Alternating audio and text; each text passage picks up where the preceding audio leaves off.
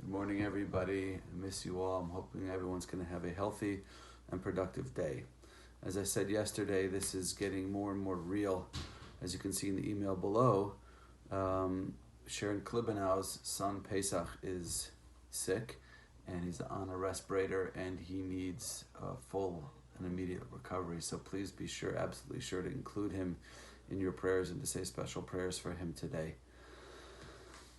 Thinking about all this, and it makes me feel like it's very important to mention the power of the Shma. You know, the Shma is really the Jewish national anthem. It's the first thing we teach our children to say when they're born, when they speak.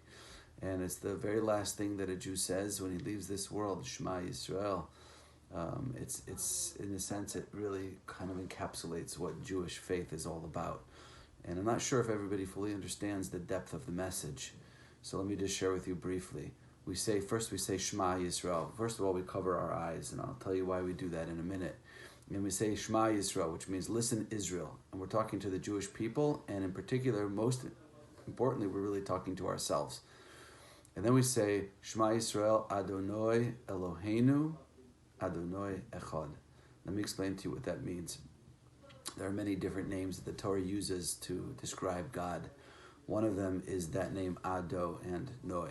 And that refers to God as being the loving God, the God of kindness, the God of all the good things and all the beautiful blessings that we have in our lives, as he's manifesting himself to the world in that way. Another name of God is Eloheinu, and that means that this is a reference to God as he's judging the world, or as he is being strict, like sometimes a parent has to be strict in order to teach or educate or help a child grow. So we say the word Shma Israel, listen up, listen Jewish people, myself most importantly, Adonai Eloheinu, the loving God, the God as he appears when he's filling our lives with blessing and goodness, is also the same Eloheinu, the judge, the God that's judging, and the God that is acting with strictness. But the important thing to remember is the next part of the statement, which is Adonai Echad, which means, but really it's all one source. And what source is that? It's God as a loving God, which means that God is a parent, and sometimes a parent has to be strict, but always the parent does so with the love and the well-being and the success and the blessings of the child in mind.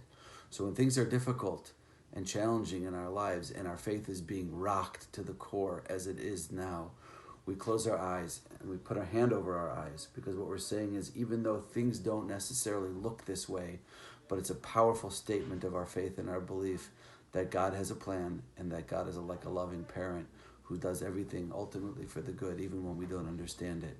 So we close our eyes and we say Shema Israel Adonai Eloheinu Adonai Echad.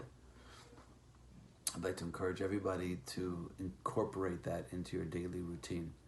It's a mitzvah in the Torah, and have in mind that when you say that, you're actually fulfilling one of the Torah's commandments. And just remember, when you say that it's a powerful statement of our total belief and faith in God's goodness, even in difficult times like these. Wishing a refuah shlema, a speedy recovery to Pesach Yaakov ben Saraleah, to Pesach Klibenau, and to all of those who are on our list for prayers. May we see a speedy recovery to everybody. May we see an end to this tragedy very, very soon. Have a great day.